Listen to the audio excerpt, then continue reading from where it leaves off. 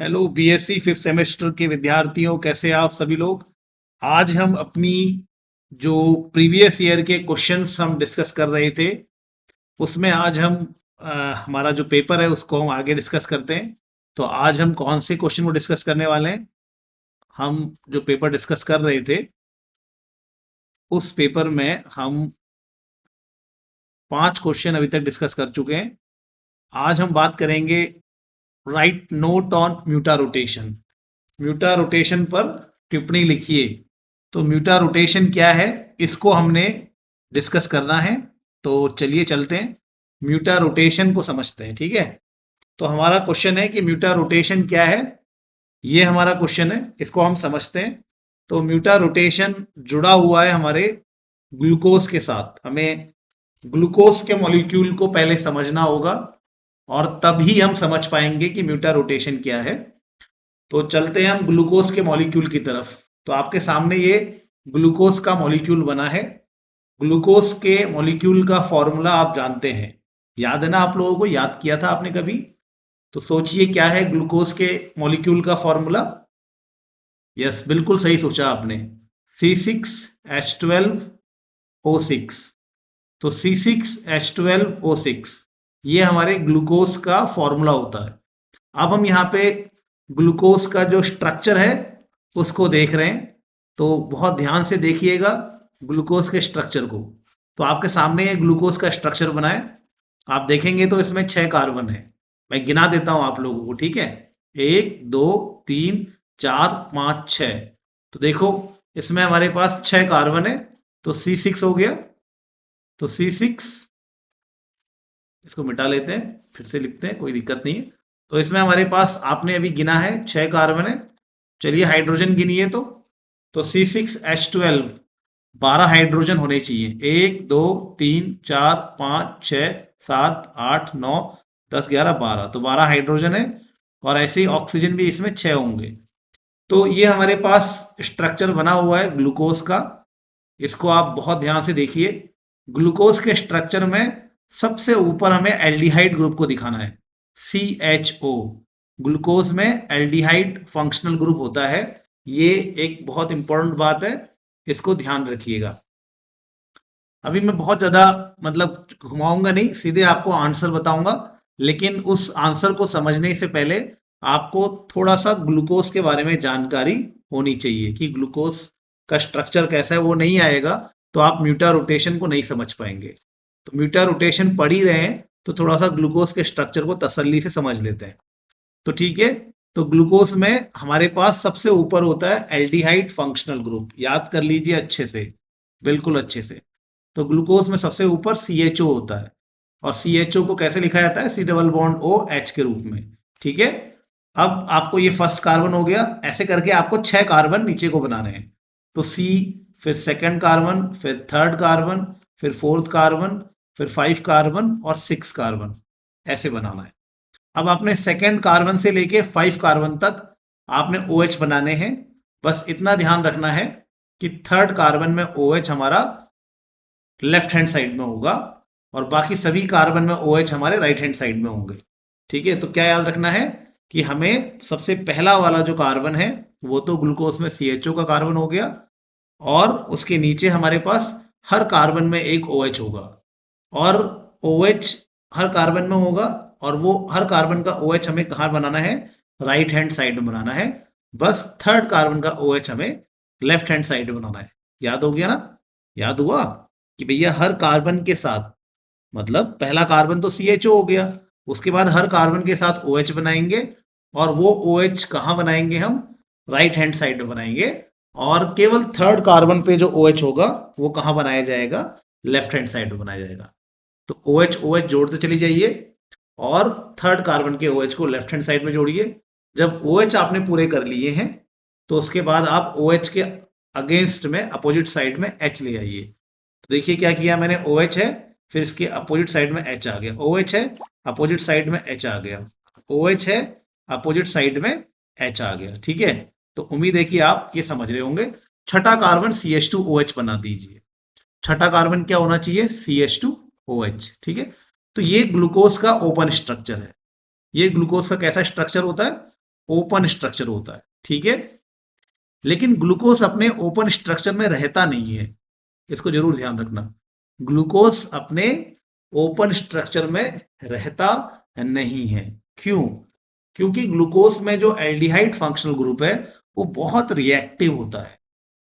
जो aldehyde functional group होता है वो बहुत रिएक्टिव होता है, और उसको अगर OH मिल जाए, अगर एल्डिहाइड फंक्शनल ग्रुप को क्या मिल जाए, OH मिल जाए, तो एल्डिहाइड फंक्शनल ग्रुप इतना रिएक्टिव होता है कि वो OH के साथ बहुत जल्दी रिएक्शन करता है। ये बहुत इंपॉर्टेंट है, ये बहुत अच्छे से समझ लेना कि ग्लूकोज कभी भी अपने ओपन फॉर्म में नहीं रहता है, क्योंकि ओपन फॉर्म में रहने से उसके पास फ्री एल्डिहाइड हो जाएगा, और जो फ्री एल्डिहाइड ग्रुप होता है वो बहुत रिएक्टिव होता है।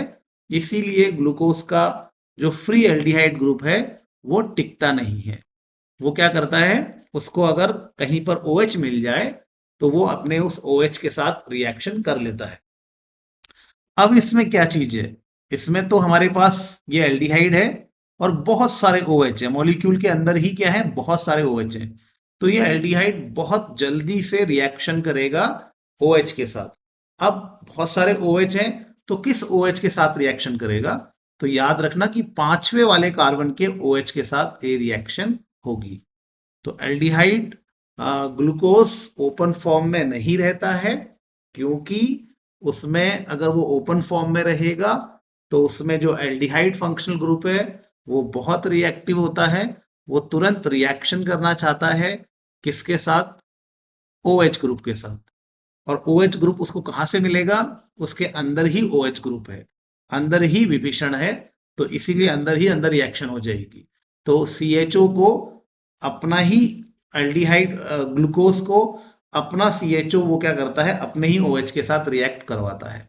और कौन से OH के साथ रिएक्शन होगी इसको भी जरूर समझ लीजिए। यहां पर पांचवें कार्बन के OH के साथ रिएक्शन होगी। क्यों? क्योंकि अभी समझेंगे हम क्यों होगी। क्योंकि जब इसके साथ रिएक्शन होगी पांचवें कार्बन के साथ, ये चौथे कार्बन के साथ भी OH रिएक्शन कर सकता है, तीसरे के साथ भी कर सकता है, लेकिन ऐसा करने से बहुत ही अनस्टेबल रिंग बन जाएगी, बहुत ही छोटी सी रिंग बन जाएगी, बहुत ही अनस्टेबल रिंग होगी। तो इसीलिए जो एल्डिहाइड होता है वो पांचवें कार्बन के OH के साथ रिएक्शन करता है, जिससे एक बहुत ही स्टेबल रिंग बने। थोड़ा जल्दी करते हैं, ठीक है। चलो बनाने की कोशिश करें, चलो बनाते हैं, ठीक है। मैं इसको जरा सा इरेज कर दूं एक बार, ठीक है। तो पूरा इरेज हो गया, कोई दिक्कत नहीं है। ओके, एक बार फटाफट से लिख लेंगे। तो हमारे पास ये जो है हमारा, हम लेते हैं हमारा एल्डिहाइड का, ये हमारा CHO है, और ये हमारे पास दूसरे नंबर का कार्बन, तीसरे नंबर का कार्बन, चौथे नंबर का कार्बन, पांचवें नंबर का कार्बन, और ये लास्ट में छठे नंबर का कार्बन CH2OH। ये OH इस तरफ होगा, तीसरे वाले का OH उल्टे साइड होगा, फिर OH, और फिर ये आ गया हमारा OH। इसके OH को अलग इसलिए बनाया है क्योंकि रिएक्शन करवानी है, इसलिए थोड़ा सा अलग दिखा देते हैं, ठीक है। आप देखोगे कैसे होगी रिएक्शन, बहुत ही आसान है, बहुत ही आसान रिएक्शन है, आप खुद ही कर लेंगे। तो रिएक्शन होगी, ये एल्डिहाइड जब रिएक्शन करेगा OH के साथ, सबसे पहले OH को आप ब्रेक कर दीजिए। OH को कैसे ब्रेक करते हैं, वो इलेक्ट्रॉन अपनी ओर खींचता है, H+ को छोड़ देता है, तो यहाँ पे ये H+ अलग हो जाएगा, ये O- हो गया, ठीक है। अच्छा, यहाँ पे क्या होगा, एल्डिहाइड में क्या होगा हम जानते हैं, O इलेक्ट्रॉन खींचता है ना अपनी ओर, तो O पे माइनस आ जाएगा, कार्बन पे प्लस आ जाएगा। अब जिसको आप जहां जोड़ सकते हैं वहां जोड़ दीजिए, रिएक्शन हो जाएगी। तो ये पॉजिटिव कार्बन कहाँ, ये पॉजिटिव H कहाँ जुड़ जाएगा, इस नेगेटिव O के साथ जुड़ जाएगा, है ना। बहुत ही आसान सी रिएक्शन है ना। तो एल्डिहाइड में जो C डबल बॉन्ड O है, O इलेक्ट्रॉन अपनी ओर खींचता है, O पे माइनस चार्ज आ जाएगा, और C पे कैसा चार्ज आ जाएगा, प्लस चार्ज आ जाएगा। और पांचवें कार्बन का OH आयनाइज होगा, O अपनी ओर इलेक्ट्रॉन खींचेगा, O पे माइनस और H पे प्लस आ जाएगा। अब जो चीज जहां जुड़ती है चार्ज के हिसाब से वहां जोड़ दीजिए। तो O- H+ के साथ जुड़ जाएगा, और ये वाला O- से C+ के साथ जुड़ जाएगा। तो यहां पर क्या बनेगा, तो यहां पर बनेगा हमारा इस प्रकार से एक, इस प्रकार से हमारी एक रिंग बन जाएगी, ठीक है। तो ये मैं दूसरा वाला कार्बन दिखा रहा हूँ, OH है यहाँ पे, H है, फिर तीसरा वाला दिखाता हूँ, OH यहाँ पे है, H यहाँ पे है, फिर दिखाता हूँ OH, अच्छा OH यहाँ पे है, H यहाँ पे है, और फिर पांचवा कार्बन दिखाऊंगा H, और फिर ये मेरा छठा कार्बन हो जाएगा CH2OH। पांचवें कार्बन का जो C है वो O के द्वारा किससे जुड़ा है, इस वाले C के साथ जुड़ा है, तो ऐसे बना लेंगे। तो पांचवें कार्बन का जो C है वो O के द्वारा इस CHO के कार्बन के साथ जुड़ गया है, और ये H प्लस कहाँ जुड़ गया, इस O के साथ जुड़ गया, ऐसे बन गया, और ये ऐसा बन गया। ठीक है, अब ये बन गया है हमारे पास, इसको जरा ध्यान से देखना। अब यहां पर क्या होता है, तो जब हमारा माफ कीजिएगा, जब हमारा ग्लूकोज अपने ओपन स्ट्रक्चर से अपने क्लोज फॉर्म में जाता है, तो उसका एल्डिहाइड पांचवें कार्बन के OH के साथ क्या करता है, रिंग बनाता है, और इसको कहते हैं हम हेमी एसिटल रिंग कहते हैं। क्या कहते हैं इसको, हेमी एसिटल रिंग कहते हैं। क्यों कहते हैं, क्योंकि अगर कार्बन के साथ OH जुड़ा है और कार्बन के साथ अगर ईथर जुड़ा है, कार्बन के साथ OH जुड़ा है, ये देखो OH है, और कार्बन के साथ ईथर है, ईथर बोलते हैं O और फिर कार्बन, तो अगर ऐसा कोई स्ट्रक्चर होता है तो उसको हेमी एसिटल कहते हैं। तो यहां पर ये हेमी एसिटल रिंग बन जाती है। तो जब ग्लूकोज अपने ओपन फॉर्म से अपने क्लोज फॉर्म में जाता है, तो उसका जो ये फ्री एल्डिहाइड जो ग्रुप था, वो जो फ्री एल्डिहाइड ग्रुप था, वो फ्री एल्डिहाइड ग्रुप क्या है, उसका जो कार्बन है, अब वो कार्बन हमारा कायरल कार्बन बन जाता है। कायरल कार्बन यानी कि ऐसा कार्बन जो चार डिफरेंट ग्रुप से जुड़ा है। ठीक है, देखो 1 2 फिर ये 3 और यहाँ पे O के साथ चार डिफरेंट ग्रुप से जुड़ा है। और कायरल कार्बन में ये जो OH होता है, ऐसे कार्बन को एनोमेरिक कार्बन भी कहते हैं। ठीक है, क्या कहते हैं, एनोमेरिक कार्बन कहते हैं। बस ऐसा याद रखना कि जब हमारा ग्लूकोज अपने ओपन फॉर्म से क्लोज फॉर्म में जाता है, तो एल्डिहाइड का जो कार्बन है वो कायरल कार्बन बन जाता है, यानी कि ऐसा कार्बन जो चार डिफरेंट ग्रुप से जुड़ा हुआ है। और इसी कार्बन को हम यहाँ पे एनोमेरिक कार्बन भी कहते हैं। इस कार्बन पे OH, अगर ये जो OH है ना, अगर ये OH हमारे राइट हैंड साइड में रहेगा, यहां इस कार्बन में OH के दो अरेंजमेंट हो सकते हैं। अगर ये OH हमारा राइट हैंड साइड में रहेगा, तो फिर ऐसे में हम ग्लूकोज को कहते हैं अल्फा ग्लूकोज। क्या कहते हैं, अल्फा ग्लूकोज। और अगर ये OH हमारा लेफ्ट हैंड साइड में चला गया, ऐसा भी तो हो सकता है ना कि भैया रिएक्शन के वक्त ये घूम जाए, यहाँ पे सिंगल बॉन्ड, ये सिंगल बॉन्ड है, यहाँ पे घूम जाए, ऐसा भी तो संभव है कि रिएक्शन जब हो तो उस रिएक्शन के दौरान ये सिंगल बॉन्ड घूम जाए और ये O उस तरफ चला जाए, तो ऐसे में OH कहाँ चला जाएगा, इस तरफ चला जाएगा। ठीक है, ऐसा बन जाएगा ये भी तो एक संभावना है पूरी की पूरी। ठीक है, तो ये ऐसा बन जाएगा। मैं इसको जरा सा ऐसे लिख देता हूं पहले, फिर आपको समझाता हूं। ठीक है, तो ये ऐसा बन जाएगा, ऐसा। और ये देखो CH2OH, बाकी तो सब सेम बनाया मैंने।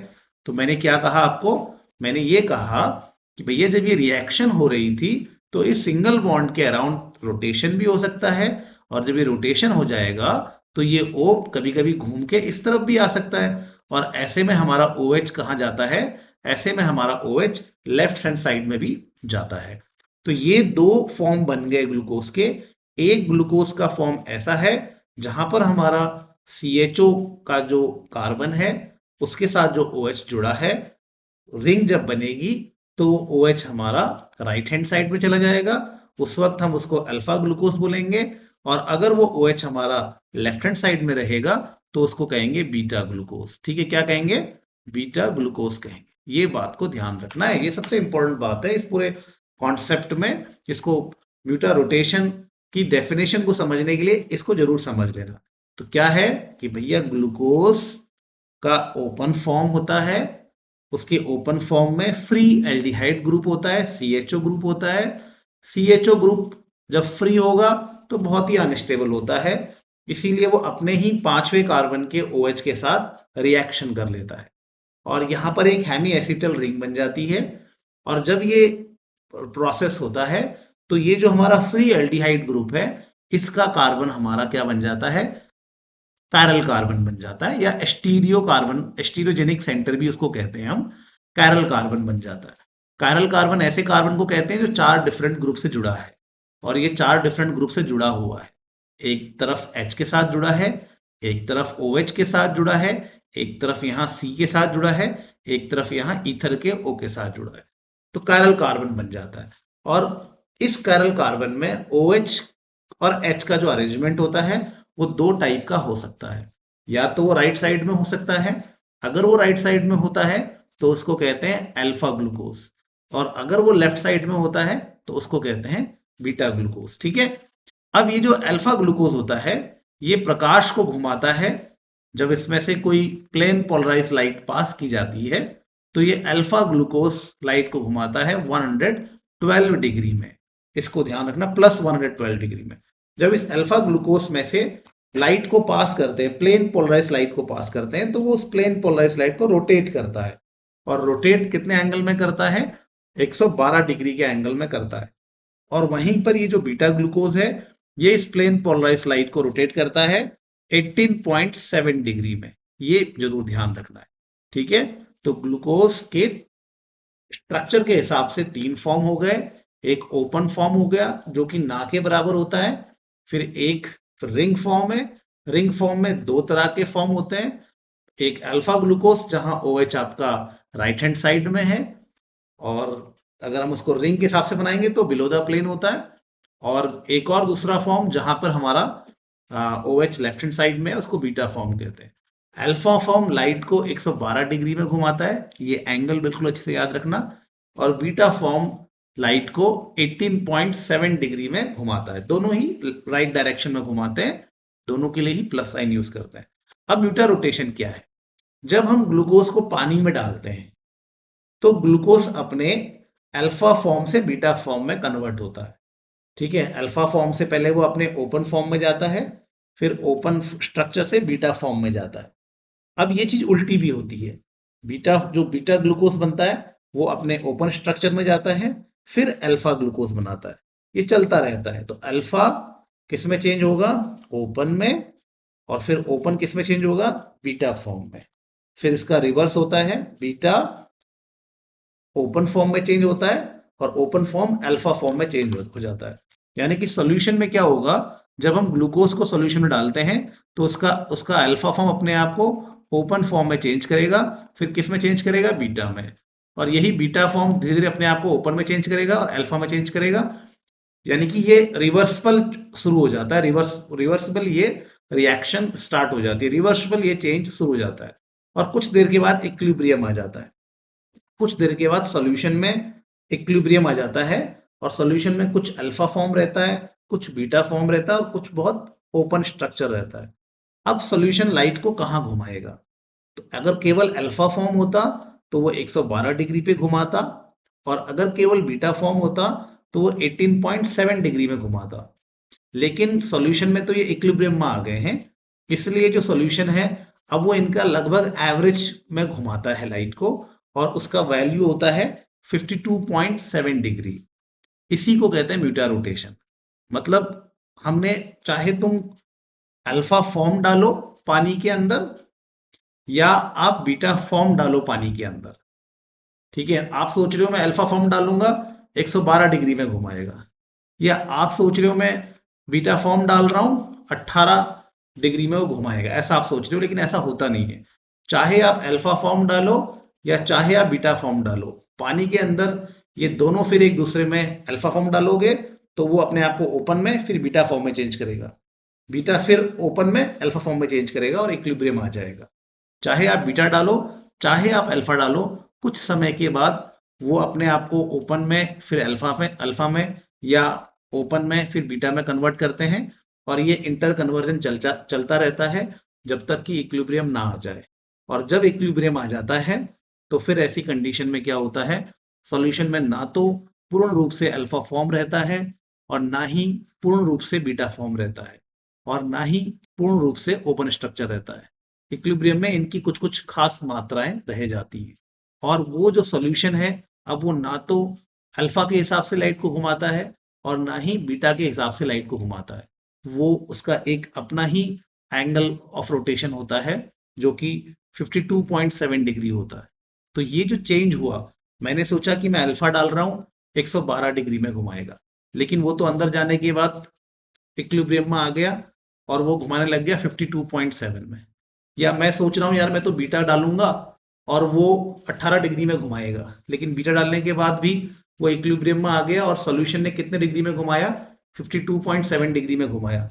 इसी को कहते हैं कि भैया हम ग्लूकोज डाल रहे हैं, सॉल्यूशन में जाने के बाद वो अपना उसका जो एंगल ऑफ रोटेशन है, लाइट को घुमाने का जो एंगल ऑफ रोटेशन है वो फिक्स हो जाता है, 52.7 हो जाता है। इसी को हम कहते हैं म्यूटा रोटेशन। ठीक है, तो इसका यहाँ पे मैंने डेफिनेशन पूरा प्रॉपरली लिखाया हुआ है कि म्यूटा रोटेशन क्या है।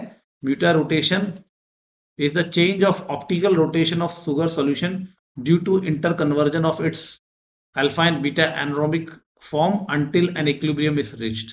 तो ये एक ऑप्टिकल रोटेशन है। आपने 112 डिग्री वाला डाला, लेकिन अब 112 डिग्री वाला नहीं रहेगा, वो अपने आप को इन फॉर्म में चेंज करेगा, इक्विलिब्रियम में आ जाएगा और कितने डिग्री में घुमाएगा, फिर 52.7 डिग्री में घुमा देगा।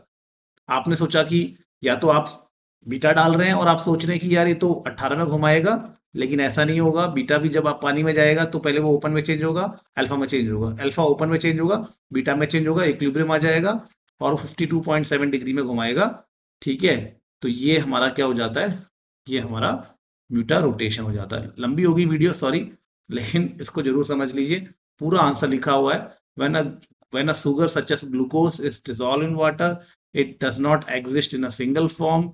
It exists mainly in two cyclic form, alpha glucose and beta glucose, which differ in the configuration of OH at the anaerobic carbon, जैसा कि समझा रखा है। The alpha form has OH down, या उसको हम लेफ्ट हैंड साइड में, right hand side में कहते हैं, while the beta form has OH group up, यानी कि लेफ्ट हैंड साइड भी कहते हैं इसको हम। In the solution, thus these two forms are in equilibrium with very small amount of open chain form. The alpha form convert the open chain form, which then close back to the beta form और vice versa। ये आपस में change होते रहते हैं और finally जो angle होता है वो कितना हो जाता है, 52.7 हो जाता है। That is a mutarotation. Hope कि आपको ये बात समझ में आ गई। लंबी होगी वीडियो, इसलिए इस क्वेश्चन को यहीं पे खत्म करते हैं और अगले क्वेश्चन, अगली वीडियो में अगले क्वेश्चन को डिस्कस करेंगे। तब तक के लिए अपना ध्यान रखें। धन्यवाद।